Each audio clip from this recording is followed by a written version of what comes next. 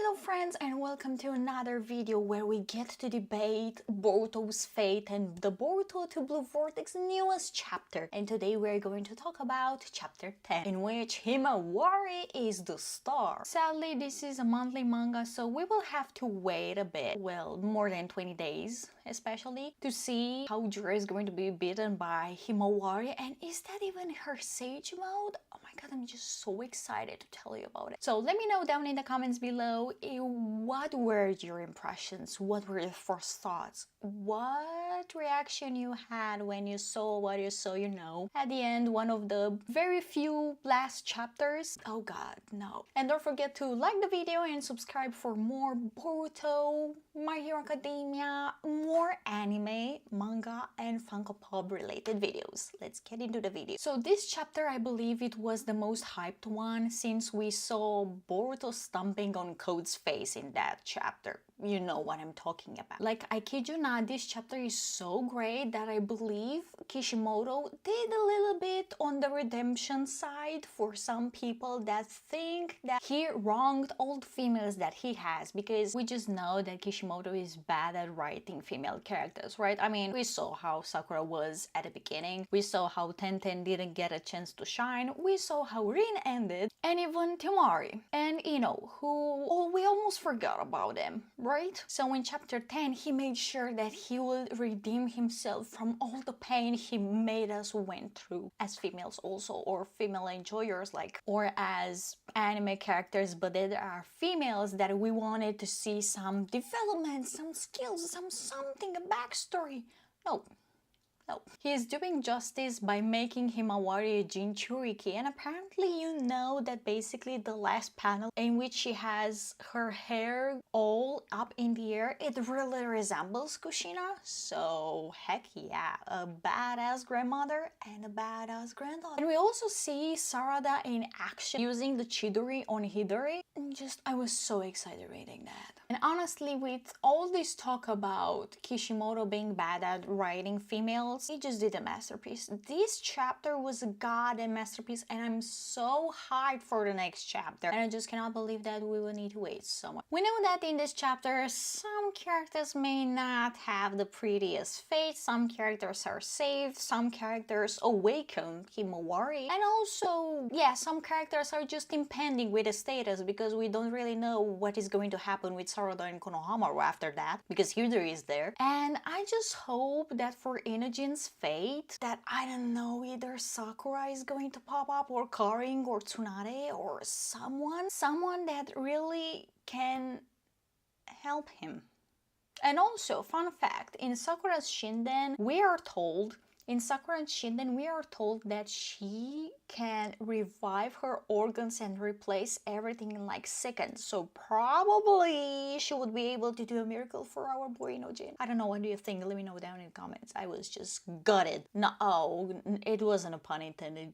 I'm sorry. More like, I would say, lighthearted. So basically, Kawaki finds out from Shikamaru that Himawari is in danger, and he was in a midlife crisis back then. He proceeds in, and so he proceeds into going to save her. And of course, he forgets Delta. Delta goes after him. Sarada and Sumire want to aid Konohamaru, but meanwhile, Jura is going after Himawari, so that leaves Hidori, with both Sumire and Sarada trying to save Konohamaru. But sadly, no one knows that Sarada is Hidori's target, basically. So I guess the two of them need to save Sarada. The mission's goal changes or something. But the most leaked panel, the goddamn most leaked panel, besides the bad news, right?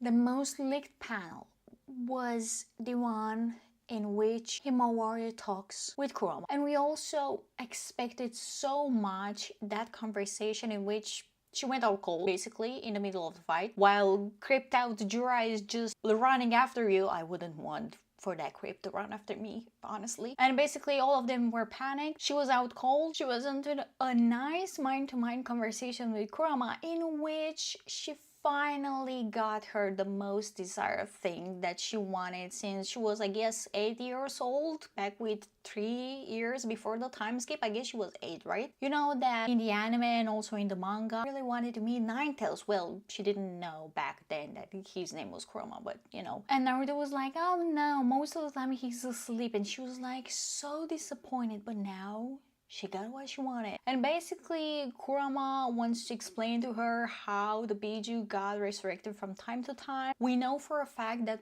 from Naruto Shippuden it stated that the Biju can be like a phoenix and rise from the ashes after 5 years, but basically there has been only 3 years, and apparently, as Kurama has stated, they don't know when or where they're going to be resurrected because they can never die. So I guess the other Bijus can also be resurrected, and we don't really know in which, but we are also going to have 8 more Bijus that are going to be kids, which is totally amazing. I mean, I guess with this plot, the story can go on and on for generations. But the most appreciated panel and the second panel that gave me chills, I think the first one. And the first panel that got me the chills was the one where Himawari kind of resembles his grandmother, kind of does her own version of a sage mode. I don't know if it's still a sage mode or not, but we're just going to call it a sage mode, okay? It's basically her variant of a sage mode. She snaps and she believes in herself and she has confidence, and now triggered by Inojin's death, unfortunately, she's going to fight Jura in the next chapter, which is going to be bomb. So this being said, I just cannot wait to review with you and to talk to you about the next chapter, chapter 11, which I think is going to be one of the greatest chapters in the entire manga that I've read right now.